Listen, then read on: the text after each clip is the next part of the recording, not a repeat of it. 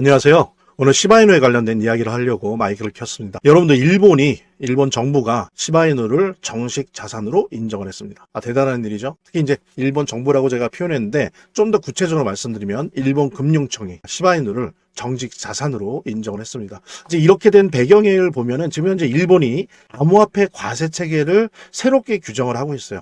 예를 들면 예전까지는 암호화폐를 보유해서 이 수익을 본 사람은 세금을 잡세, 이 제목도 웃기죠. 잡세라고 하는 걸로 그냥 받았어요. 근데 이제 이건 아니라는 거죠, 지금 시대가. 그래서 이제 암호화폐에 관련된 과세를 예를 들면 주식과 같은 20%로 하려고 한다든지 이런 거를 지금 이제 시스템을 규제를 만들려고 하는 거죠. 그랬을 때 이제 그걸 위해서 미국 정부가 일본 금융청이 만든 규제 기준을 충족하는 그런 암호화폐를 그린리스트라고 이제 명명을 한 겁니다. 이게 이제 말하자면 6개 정도의 일본 금융청 조건에 부합한다라고 얘기하는 6개 거래소에 상장이 되어서 정상적으로 문제없이 거래돼 온 것 등등을 포함해서 몇 가지 규제 기준을 만들었거든요. 그 기준을 충족시키는 그린 리스트를 작성을 해서 이들을 기준으로 암호화폐 과세 체계를 규정을 하겠다. 이제 이렇게 됐는데 우리 시바이누가 그린 리스트에 포함이 됐습니다. 그래서 비트코인, 이더리움과 함께 포함이 된 거죠. 이제 이거는 뭐냐면 일본이 시바이누를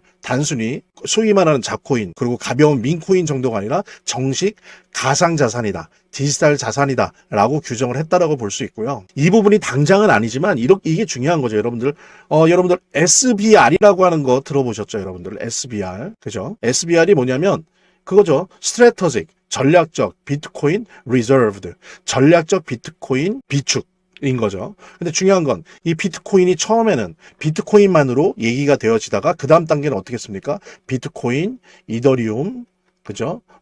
솔라나, XRP, 바이낸스 등등이 얘기가 됐어요. 5대 라지캡 코인들 얘기가 됐고요.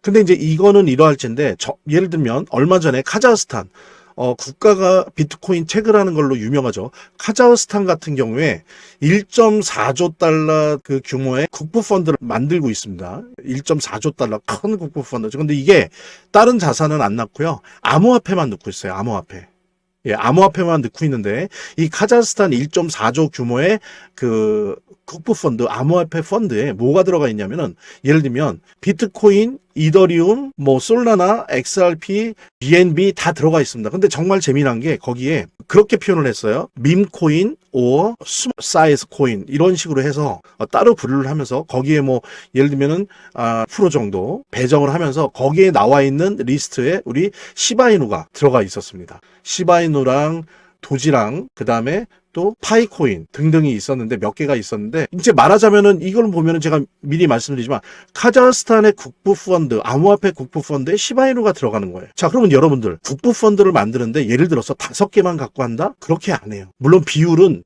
예를 들어서 이 5개 라지캡 암호화폐 비중이 높겠지만 단 1에서 2% 정도의 비중을 갖는 수많은 코인들도 꽤 있을 거예요. 카자흐스탄이 왜 그렇게 하겠습니까? 5개만 꾸리면 돼. 이게 이제 리스크 관리거든요. 분산 투자를 함으로써 리스크 관리를 하면서 또한 적은 비용으로 폭등할 수 있는 가능성 있는 코인들 이런 걸로 보면서 전체 수익률을 높이는 부분을 이제 겨냥을 하는 건데 그랬을 때 나중에 미국도 SBR을 하겠지만 일본도 SBR을 할 때 물론 결정된 건 아니지만 되게 가능성 높게 민코인이나 혹은 가벼운 스몰 사이즈 코인 중에서는 시바이누를 채택할 가능성이 충분히 있다는 거죠. 저는 여러분들 항상 말씀드렸지만 어떤 코인이 됐건 그것이 미국이나 일본이나 중동 국가, 캐나다 EU의 주요 국가들의 어떤 SBR 전략 비축에 리스트업이 된다라고 한다면 그게 바로 제가 아는 한은 암호화폐 최고 불장이 될 것이다라고 생각을 하거든요. 물론 그 전에 그것이 뉴스가 이미 돼서 정해질 때는 물론 바로 떨어지겠죠. 근데 그 전까지 이제 리스트업 되지 않겠으나 후보를 추리는 과정 이 과정이 우리가 예상 가능한 한도 내에서는 최고의 불장이라고 생각하는데 그런 어떤 과정들을 생각할 때 우리 시바이누가 물론 이제 얼마 전에 미국에 있는 티로 프라이스 같은 5대 자산운용사의 지수형 ETF에 정식 리스트업돼서 SEC에 제출되는 그런 쾌거도 맞았었지만 이렇게 일본에게도 정식 디지털 자산으로 인정받는 그런 쾌거를 이루었다. 그래서 당장은 아니지만 미래, 예를 들면 일본의 SBR이 될 수 있는, 그 안에 포함될 수 있는 어떤 교두보를 마련했다는 측면에서 우리 시바이누에게는 되게 좋은 소식인 것 같고요. 이게 당장 시장에 영향을 못 미친다는 걸 아시죠? 하지만 이런 에너지 하나하나가 모여서 나중에 내년 상반기 불장에서 아마 폭발을 할 겁니다. 그런 부분 여러분들 같이 공유하시면서 시바이누의 재단 및 여러 가지 재단에 관련된 얘기로 넘어가도록 하겠습니다. 차트를 제대로 보는 것도 중요하고 또 거시경제 상황들을 보는 것도 중요하고 매우 중요하지만 결국에는 사실은 이 모든 거를 무시하더라도 재단이 어떻게 하느냐가 사실은 이 암호화폐의 성패를 좌우하는 가장 큰 요소라고 하는 거를 우리가 모두 다 느낄 수 있는 거거든요. 그래서 제가 좀 과장을 하면 오히려 암호화폐를 통해서 돈을 제대로 버는 사람들은 물론 차트도 보고 거시경제도 보고 하지만 가장 1차적으로 핵심적으로 보는 게 그 암호화폐를 발행한, 제작하고 있는, 공급하고 있는 재단의 정책과 재단의 상황들을 보거든요. 재단의 어떤 정책들만 봐도 우리들은 이 암호화폐 투자를 통해서 막대한 수익을 얻을 수가 있는 겁니다.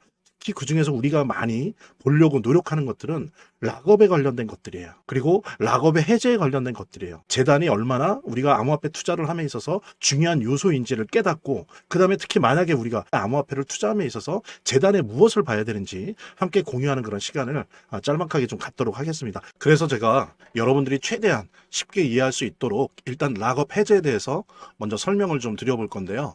이제 락업 해제라고 하는 거는 투자자 보호 차원에서 초기 투자자들이 일정 기간 동안 매도할 수 없도록 물량을 잠가두는데 이거를 풀어주어서 자유롭게 매도할 수 있게 해주는 걸 의미합니다.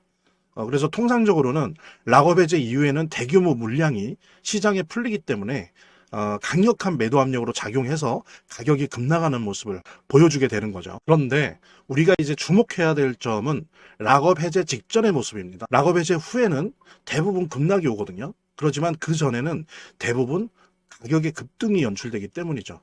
왜냐하면 이제 세력들이 대량 매도를 하기 위해서는 가격이 올라가야지만 수익을 보고 매도할 수 있기 때문인데요. 충격적인 건 이걸 위해서 재단이나 프로젝트 측도 가격을 인위적으로 끌어올린다는 거죠. 실제로 리플이죠. 리플의 CEO 갈링하우스 같은 경우에는 이 락업 해제 전에 가격을 뻥튀기 시키기 위한 그 시세 조작을 한 적이 있었고 이게 발각이 된 적이 있습니다. 물론 본인은 이에 대해서 극구 부인을 했지만 모든 정황을 볼 때 사실은 이미 알 사람은 다 알고 있는 거죠. 그러니까 이런 일을 하는 이유는 초기 투자자들 때문이에요. 이 초기 투자자들에게 수익을 줘야지 어떤 보상 개념의 수익을 줘야 추가적인 투자 유치를 할 수 있는 거죠. 그 초기 투자자들 뿐만이 아니라 그 외에 2차, 3차 투자자들을 모집하기 위해서는 이런 초기에 부풀리기, 뻥튀기가 필요한 겁니다. 예. 그래서 락업 해제 전에 락업 일정에 맞춰서 매수 타점을 잡아내는 것이 매우 중요하게 대두되는 겁니다. 이 락업 해제 후에는 급등 후에 급락 패턴이 옵니다. 이제 그러기 때문에 락업 해제 전에 매수를 해야 되고 락업 해제 후에는 이제 매도를 해야 되는 거죠. 이래야지 이제 엄청난 수익이 가능해지는 건데요. 제가 특정 경로를 통해서 이 재단 측의 어떤 락업 해제 일정을 입수를 했거든요. 예, 근데 이 해당 문서는 기밀 문서이기 때문에 일단 중요한 내용은 이렇게 제가 좀 모자이크 한 거 좀 양해 바라고요.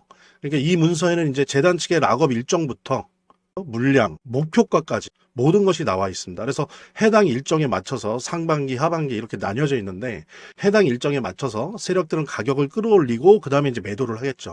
그래서 우리도 이 일정에 맞춰서 정확하게 매수 매도 타점을 잡아 나가면 엄청난 고수익을, 대박을 노려볼 수가 있게 되는 겁니다. 그래서 여기 나와 있는 제 개인 번호 010-2592-6921 010-2592-6921로 부자 두 글자만 남겨놓으시면 제가 확인되는 대로 이 모자이크 없는 아까 보셨던 그 문서 원본이랑 그 다음에 이제 언제 어디서 얼마에 매수해야 되는지 그 시그널이 담겨있는 문서를 직접 핸드폰으로 PDF 형태로 전달해 드리도록 하겠습니다. 그러니까 당연히 무료고요.